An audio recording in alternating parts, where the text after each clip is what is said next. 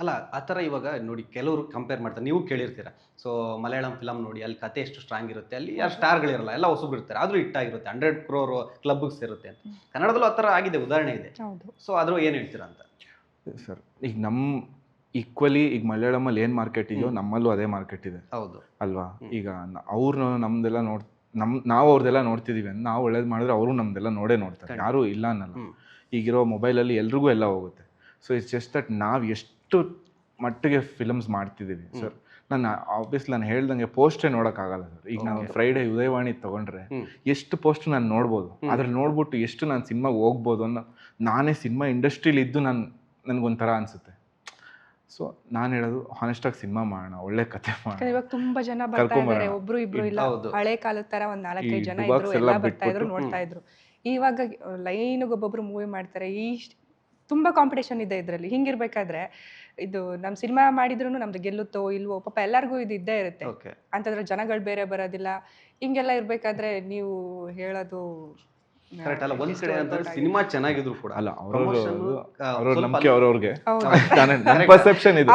I want to try in this way, ನೀವು ಅದು ಮಾಡಿ. ನಾನು ತಪ್ಪು ಅಂತೀನಿ. ಅವ್ರವ್ರು ಕರೆಕ್ಟ್. ಆಗ್ಲೇ ಹೇಳ್ದಂಗೆ ನಾನ್ ದೇವ್ರು ನಂಬಲ್ಲ ಅಂದ್ರೆ ಇನ್ನೊಬ್ರು ನಂಬೋರು ನಾನು ತಡೆಯಲ್ಲ. ನಮ್ಮ ಮನೇಲಿ ಪೂಜೆ ಮಾಡಿ ನಾನು ಪ್ರಸಾದ ತಿಂತೀನಿ. ನೀವು ಮಾಡೋ ಆಚರಣೆ ನನಗೂ ಇಷ್ಟನೇ. ದೀಪಾವಳಿಗೆ ನಾನು ಪಟಾಕಿ ಹೊಡಿತೀನಿ. ಬಟ್ ನಾನು ಹೋಗಿ ಎಲ್ಲ ದೇವ್ರ ಇದು ಮಾಡ್ಕೊಂಡು ಬೆಳಗ್ಗೆ 5 ಗಂಟೆಗೆ ಅದು ನಂಗೆ ಇಷ್ಟ ಇಲ್ಲ. ಫೋರ್ಸ್ ಮಾಡಬೇಡಿ ಅಷ್ಟೇ. ಸೊ ನನ್ನ ಪ್ರಯತ್ನ ಹಿಂಗೆ, ಅವ್ರ ಪ್ರಯತ್ನ ಎರಡೂ ಪ್ರಯತ್ನನೇ. ಯಾರು ಬರ್ತಾ ಇಲ್ಲ ಅದೊಂದೇ ಬೇಜಾರು ನನಗೆ. ಯಾರು ಬರೋದಿಲ್ಲ ಅನ್ನೋದು ಇನ್ನೂ ಬೇಜಾರು. ಇನ್ನು ಸ್ವಲ್ಪ ದಿನ ಆದ್ರೆ ಇನ್ನೇನು ಟಿವಿನಲ್ಲೇ ಬರುತ್ತೆ ಅಂತ ಕೂರ್ತಾರೆ.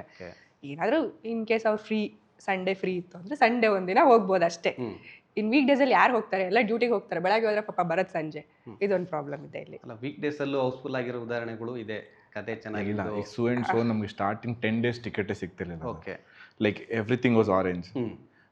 ಸೊ ರಾಜ್ ಬಿ ಶೆಟ್ಟಿ ಅವ್ರು, ರವಿ ಅಣ್ಣ ಎಲ್ಲ ಹೊಸಬರ್ತಾನೆ ಸರ್. ಹೌದು, ಅದೇ ಹೇಳ್ತಾ, ಅದೇನೇ ಎಕ್ಸಾಂಪಲ್. ನಾವು ಆ ಸಾಂಗ್ ಕೇಳಬೇಕು ಅನ್ಸುತ್ತೆ.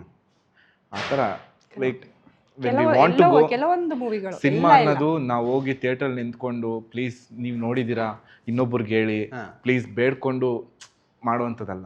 ನಾವು ಮಾಡಿದೀವಿ ಸಿನಿಮಾ, ನೀವು ನೋಡಿ ಇದನ್ನ ಬಂದು ಅವ್ರಿಗೆ ನಾವೊಂದು ಪೋಸ್ಟರ್ ಬಿಟ್ರೆ ಇಲ್ಲ ಒಂದು ಟ್ರೈಲರ್ ಬಿಟ್ರೆ ಅದನ್ನ ನೋಡಕ್ ಕುತೂಹಲ ಉಟ್ಕೋಬೇಕು sir. That is the way we have to do cinema. ಈಗ ನಾವು ಒಂದು ಟಾಕ್ಸಿಕ್ ಪೋಸ್ಟರ್ ನೋಡಿದ್ರೆ ಯಾಕೆ ಕುತೂಹಲ ಉಟ್ಕೊಳ್ಳೋದು? ಕರೆಕ್ಟ್. ಎಷ್ಟು ಹಂಗೆ ಎತ್ಕೊಂಡಿದ್ದಾರೆ ಅಂತ ಕುತೂಹಲ ಉಟ್ಕೊಳ್ಳುತ್ತೆ. ಆ ಥರ ಹೊಸಬ ಇದ್ದಿದ್ರು ಆ ಪೋಸ್ಟರ್ ಸೆಲ್ ಆಗುತ್ತೆ. I always C poster in this way sir. ಆ ಪೋಸ್ಟರ್ಲಿ ಸ್ಟಾರ್ನ ತೆಗೆದ್ಬಿಟ್ಟು ಬೇರೆ ಯಾರನ್ನಿಟ್ರು ಪೋಸ್ಟರ್ ಸೆಲ್ ಆಗುತ್ತಾ? ಅವಾಗ ಅವ್ನು ಒಳ್ಳೆ ಪೋಸ್ಟರ್ ಮಾಡಿದ್ದಾನೆ. We have to get that kind of poster makers to the industry. ಆ ಥರ ಜನ ಇಟ್ಕೋಬೇಕು.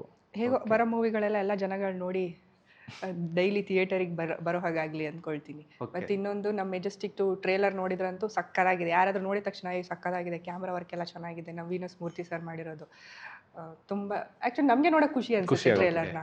ಸೊ ನಮಗೆ ಫಸ್ಟ್ ಖುಷಿ ಆಗ್ಬೇಕು, ಅವಾಗ ತಾನೇ ಅಟ್ಲೀಸ್ಟ್ ಆಪೋಸಿಟ್ ಯಾರಿರ್ತಾರೆ ಅವರಿಗೂ ಖುಷಿ ಆಗುತ್ತೆ, ಬರ್ತಾರೆ. ನೋಡ ನಮ್ಮ ಕೈಯಲ್ಲಿ ಇಷ್ಟ ಆಗುತ್ತೆ ಅಷ್ಟು ಪ್ರಯತ್ನ ಮಾಡ್ತಾ ಇದ್ದೀವಿ. ಇನ್ನೊಂದು ಮಾತಾಡ್ತಾ ಹೇಳ್ತಾ ಇದ್ರು ಪ್ರಮೋಷನ್ ವಿಚಾರವಾಗಿ. ಸೊ ಇವಾಗ ನೋಡ್ತಾ ಇದ್ದೀರಾ ಪ್ರಮೋಷನ್ ಯಾವ ಥರ ನಡೀತಾ ಇದೆ ಅಂತ. ನಾರ್ಮಲ್ ಒಂದು ಕಡೆ ಪ್ರಮೋಷನ್ ಮಾಡಿದ್ಬಿಟ್ರೆ ಇನ್ನೊಂದು ಕಡೆ ಈ ಇನ್ಫ್ಲುಯೆನ್ಸರ್ಸು, ಈ ಉಚ್ಚಾಟ ಮಾಡೋರು, ಈ ಥರನ್ನೆಲ್ಲ ಕರ್ಕೊಂಬಂದು ಜಾಸ್ತಿ ಫೋಕಸ್ ಮಾಡ್ತಿದ್ದಾರೆ ಪ್ರಮೋಷನ್ಗೋಸ್ಕರ. ಸೊ ಅದು ನೆಸೆಸಿಟಿ ಇದೆಯಾ ಇವಾಗ ಅಂತ? ಖಂಡಿತ ಬೇಕೇ ಬೇಕು. ಅಟ್ಲೀಸ್ಟ್ ನಮ್ಮ ಮೂವಿ ಪಬ್ಲಿಸಿಟಿ ಆಗಬೇಕು ಅಂದ್ರೆ ಅಂತ. ಕರೆಕ್ಟ್, ಪಬ್ಲಿಸಿಟಿಗೆ ಬೇರೆ ಬೇರೆ ಮಾರ್ಗಗಳಿದ್ದಾವೆ. ಸೊ ಇದೇ ತರ ಬೇರೆ ಬೇರೆ ತರ, ಯಾರೋ ನಾನು ಪೆಟ್ರೋಲ್ ಕುಡಿತೀನಿ ಅಂತ ಹೇಳೋದು, ಇನ್ನೊಬ್ಬ ಯಾರೋ ನಾನು ಇನ್ನೊಂದು ಮಾಡ್ತೀನಿ ಅಂತ ಹೇಳೋದು. ಸೊ ಈ ತರ ಪ್ರಮೋಷನ್ ಅಲ್ಲಿ ನಿಮ್ಮ ಸಿನಿಮಾಗೆ ಜನನ ಕರೆಯೋದು ಅವಶ್ಯಕತೆ ಇದೆಯಾ? ಚೆನ್ನಾಗಿದ್ರೆ 100% ಬಂದೇ ಬರ್ತಾರೆ. ಸೊ ಈ ತರ ನಾವು ಮಾಡ್ಬೋದಾ? ಇಲ್ಲ, ಅದರಿಂದ ನಮಗೂ ತೊಂದರೆ ಆಗುತ್ತೆ. ಅದು ನಮಗೆ ಅವಶ್ಯಕತೆನೂ ಇಲ್ಲ.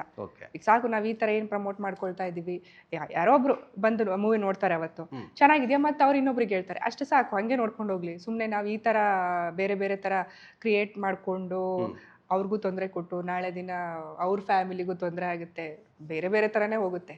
ಬೇಡ ಇದು. But it depends again on the perception sir. ಈಗ ಅವ್ರು ಏನು ಒಂದೊಂದು ಮೂವಿನಲ್ಲಿ ಮಾಡಿರೋರು ಇದ್ದಾರೆ ತುಂಬಾ ಜನ ಅಲ್ವಾ?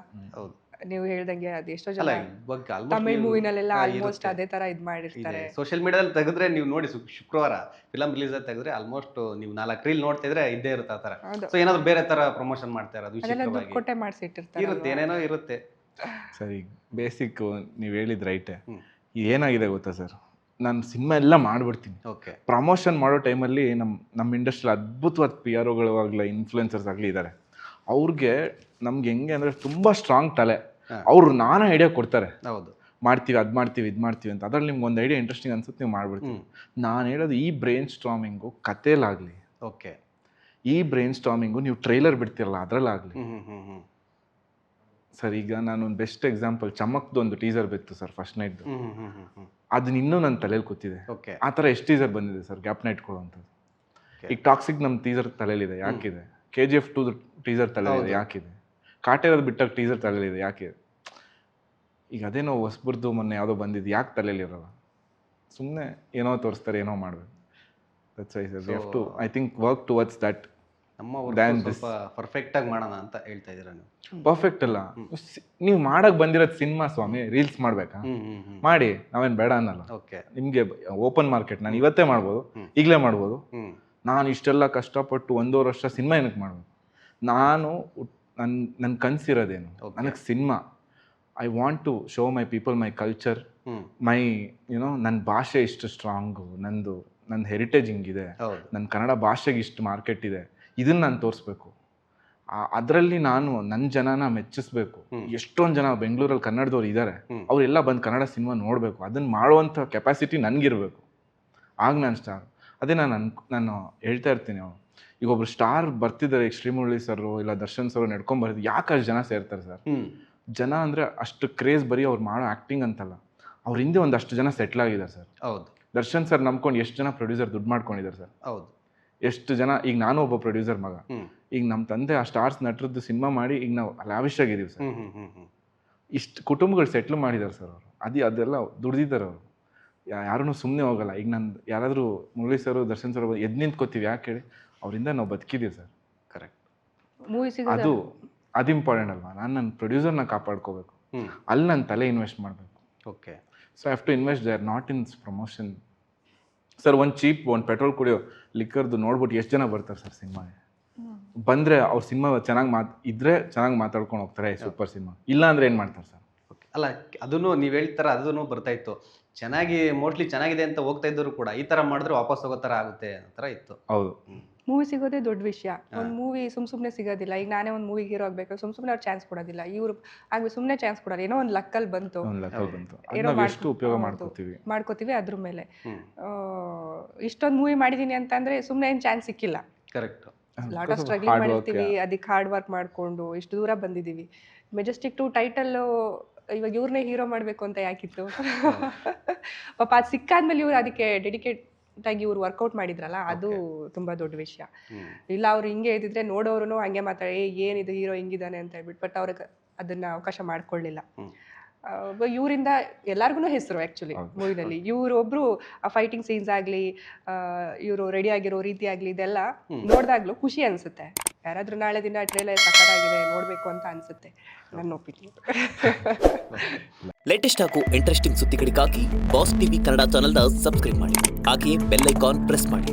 ಇದರ ಜೊತೆಗೆ ಫೇಸ್ಬುಕ್, ಇನ್ಸ್ಟಾಗ್ರಾಮ್, ಎಕ್ಸ್ನಲ್ಲೂ ಮಿಸ್ ಮಾಡದೆ ಫಾಲೋ ಮಾಡಿ.